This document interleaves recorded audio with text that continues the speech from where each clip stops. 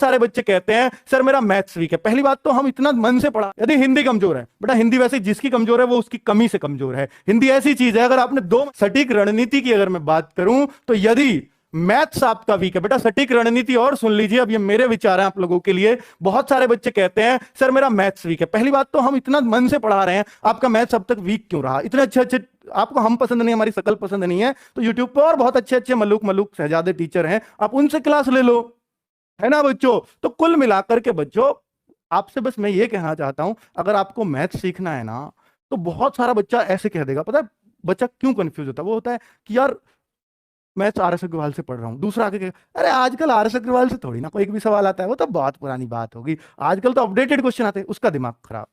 यार मैं तो बेकार मेहनत कर रहा हूँ। बेटा मैं आपसे कहता हूँ आज याद रखना, अगर आपका मैथ्स वीक है ना, मैथ्स की क्लास लो जिस भी टीचर की आपको पसंद आ रही है, जिसका आपको समझ में आ रहा है। ये मत सोचो कि ये टीचर बेसिक पढ़ा रहा है, ये हाई पढ़ा रहा है, ये मीडियम पढ़ा रहा है, उससे कभी कुछ नहीं होता। बस ये समझो मेरा इस टीचर के समझ में एक एक चीज आ रही है, तो मेरे को मैथ समझ में आ रहा है। और फिर दूसरा काम आता है बुक कौन सी चूज करें। बुक वो चूज करो मार्केट से जो सबसे पतली हो और जिसके अधिकतर क्वेश्चंस को आप कर पाओ, सबसे आसान क्वेश्चन जिसमें दिए हो। अगर आपका मैथ्स वीक है, याद रखना मेरी बात, आप मैथ सीख जाओगे, लेकिन अगर आप पहली बार में ऐसी मोटी किताब ढूंढ लाऊं, इससे तो क्वेश्चन ही बाहर नहीं जाते बेटा। आप 2-4 चैप्टर, एक आध चैप्टर, एक आध पेज करते ही थक के बंद करके रह जाओ, मेरा तो वीक है। फिर जो कहो मेरा तो वीक है, दूसरी जगह और चिल्लाओगे मेरा मैथ्स वीक है, मैं क्या करूं जी? अरे करने का तरीका बताया था, आप बच्चों के चक्कर में आ गए। बच्चों को पता होता तो वो लग नहीं गए होते, वो यहां कमेंट थोड़ी कर रहे होते, खुद बताओ। ये सोचे करें बच्चों, ठीक है। यदि हिंदी का बेटा बता दिया मैथ्स का, टीचर सेलेक्ट करो, बुक आसान वाली सेलेक्ट करो, आप मैथ सीख जाओगे, ठीक है। आगे बात, यदि हिंदी कमजोर है बेटा, हिंदी वैसे जिसकी कमजोर है वो उसकी कमी से कमजोर है। हिंदी ऐसी चीज है, अगर आपने 2 महीने इसकी क्लास ले ली ना, तो बेटा आपकी हिंदी वीक नहीं रहेगी, ये मेरी गारंटी है। चाहे आपने कभी हिंदी नहीं पढ़ी है, चाहे आप पूरे अंग्रेज हो, तब भी हिंदी कमजोर नहीं रहेगी, क्योंकि आप दिन रात हिंदी बोल तो रहे हो, ठीक है। तो आपको सबसे आसान सब्जेक्ट जो सबसे आसानी से समझ में आता है वो हिंदी है, क्योंकि इसकी वोकेबलरी हमें बिल्कुल नहीं रटनी पड़ती, बस पर्यायवाची पढ़ने पड़ते, बाकी सब तो लग जाते हैं, ठीक है। तो ग्रामर बड़ी सटीक है इसकी, हर चीज में तर्क है, वो एकदम से लग जाती है बच्चों,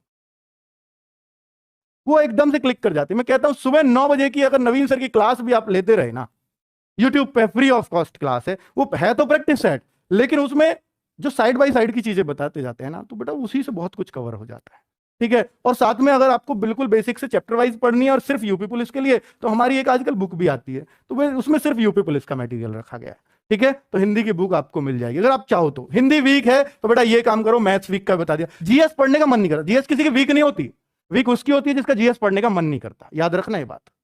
अगर जीएस आपने पढ़ने का मन ही नहीं कर रहा तो आपकी वीक रहेगी।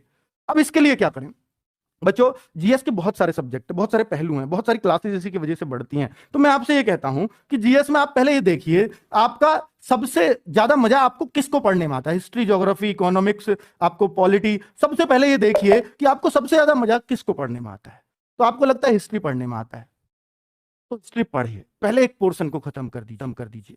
फिर उसके साथ देखिए, जब भी आप किसी टीचर की क्लास से पढ़ रहे हैं तो आपको साथ में बुक रखनी चाहिए, और उसमें देखो टीचर ने क्या क्या इसमें से पढ़ाया है, और चाहे उन्हीं लाइनों को अंडरलाइन कर लो उसमें से, ये मुझे पता चल गई, ये पता चल गई, जो नहीं पता चले उनको छोड़ दो, आपके टीचर ने नहीं पढ़ाई वो नहीं रहेंगे, पढ़े छोड़ दो, कोई दिक्कत नहीं, नजर पड़ जाती है तुम्हारी, ठीक है। तो उस तरह से एक एक सब्जेक्ट के पीछे पढ़ना पड़ता है बच्चों, थोड़ा थोड़ा पढ़ जाओ बस। और मैं कहता हूं बच्चों, अगर आपको टीचर से भी नहीं पढ़ना, आपको बहुत शॉर्ट में पढ़ना है, तो हमारी येलो बुक आती है जीके की, अगर किसी ने पढ़ी हो तो बेटा आपको भी पता है कि एग्जाम में जितना किसी भी बुक से मिलता है उसका इतनी पतली बुक से मिल जाता है, और पतली बुक तो पढ़ी जा सकती है, कोई बड़ी बात नहीं, ठीक है। तो बेटा हिस्ट्री, ज्योग्राफी, इकोनॉमिक्स, पॉलिटी, सबको एक एक करके कवर करो, एक साथ कवर नहीं होती है ये। 1 से 1.5 घंटा, बहुत ज्यादा करो तो 1 से 2 घंटे आप जीएस के लिए दोगे ना दिन में निकाल के, लेकिन रेगुलर बेसिस पे एकांत में सेल्फ स्टडी में, तो आपका जीएस मजबूत हो जाएगा 2 घंटे पढ़ने से भी, ठीक है।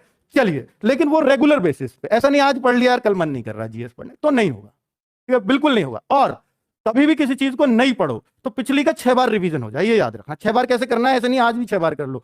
देखिए हमने कोई चीज पढ़ी, आज पढ़ी, 2 तारीख को पढ़ी, 3 को, 4 को, 5 को, 6 को, हम इसको पढ़ रहे हैं, आज इसको पढ़ रहा हूं, कल जब मैं दूसरी चीज को पढ़ूंगा तो पहली चीज का रिवीजन करूंगा, जब मैं तीसरी को पढ़ूंगा तो इन दोनों को रिवीजन करूंगा, जब मैं ये करूंगा तो इन तीनों को रिवीजन करूंगा जो 3 दिन में पढ़ा था। तो इस पर क्या हो गया, इस पर 3-4 बार रिवीजन हो गया। तो यानी जब 6 को पढ़ोगे तो इसको एक बार और रिवीजन, 6 बार पढ़ने के बाद जब 7वें पे आओगे तो इसको छोड़ दो, अब अब जो 2 तारीख को पढ़ा था 3 को, 4 को, 5 को, 6 को, 7 को पढ़ो।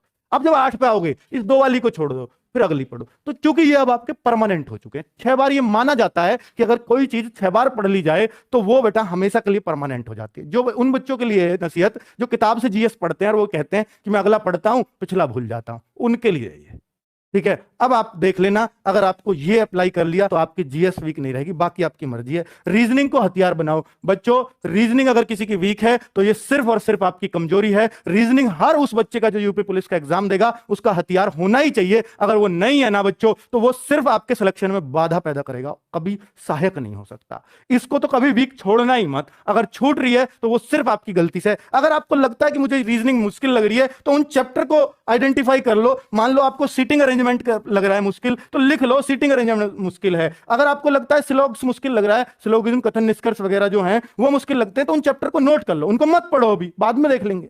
बाकी को तो पढ़ो। जो आपको वीक लग रहा है उसको छोड़ दो, उसको तसल्ली से पढ़ूंगा किसी टीचर से। बाकी का अच्छे से पढ़ो और मॉक टेस्ट में अपनी गलतियों से सीखो कि जब मुझ पे ये अच्छे से आता था रीजनिंग का ये क्वेश्चन तो मेरा गलत क्यों हुआ, आगे कभी गलत नहीं करूंगा, ये प्रण लो तो बेटा आपका सिलेक्शन होगा। आज मैंने इतनी लंबी बातें की है, मैं कभी नहीं करता कि आपके सिलेक्शन रूपी बातें थी, तो बच्चों मुझे करनी पड़ी और मुझे उम्मीद है कि इस वीडियो से आपको बहुत मोटिवेशन अंदर से आएगा और आप बहुत सटीक अपना एनालिसिस कर पाओगे और बहुत कुछ आप अपनी पढ़ाई में सुधार कर पाओगे। और बच्चों निश्चित रूप से मेरा अंतिम उद्देश्य यही है कि आपका सिलेक्शन हो इस 26,382 की पोस्ट में, एक पोस्ट आपकी हो, वो नहीं चूकनी चाहिए आपसे। चाहे कुछ भी, हमसे कितनी जान लगवा लो, खुद कितनी जान लगा लो, पर बेटा ये मौका हाथ से मत जाने देना। क्योंकि बच्चों सबसे ज्यादा प्राउड फील आपके माँ बाप को आपकी सफलता पर होता है। क्योंकि मेरे लिए तो तुम नहीं लगे, दूसरा बच्चा लग जाएगा, दूसरा नहीं तीसरा लग जाएगा, क्योंकि गवर्नमेंट तो खाली तो लेके नहीं जाएगी पद, और सब पढ़े हुए तो लगेंगे हमारे, है ना बच्चों। तुम नहीं लगे, ये लग गया, मुझ पर क्या फर्क पड़ता है, मुझे तो दिख रहा है, मेरे तो सारे बच्चे लगे भैया, इतने सारे मैंने तो भर दिए। मैं कहूंगा मैंने 10,000 लगाने, मेरे 10,000 लग गया, आप नहीं लगे तो मुझे पे क्या फर्क पड़ा, लेकिन आपके माँ बाप पे फर्क पड़ा। तो रियल मोटिवेशन आपके गुरुजी नहीं है, आपके माँ बाप है बच्चों। क्योंकि आपकी सफलता है, सफलता का डायरेक्ट असर आपके माँ बाप पे पड़ता है, मुझ पे नहीं पड़ता, ना किसी और टीचर पे पड़ता है। ठीक है बच्चों, तो ये याद रखना। ये मैं ये नहीं कह रहा कि मेरे से आपका लगाव नहीं है, मेरा आपसे लगाव नहीं है, लेकिन मैं सच्चाई बता रहा हूं आपको। ठीक है, तो आपका रियल मोटिवेशन वही है। और वो जब भी आपका मोटिवेशन डाउन हो, एक बार देख लेना उनको कि वो कितनी आस से आपकी तरफ देखते हैं और वो कितनी उम्मीदें आपसे रखते हैं और कितनी उम्मीदों से आपको समय दे रहे हैं।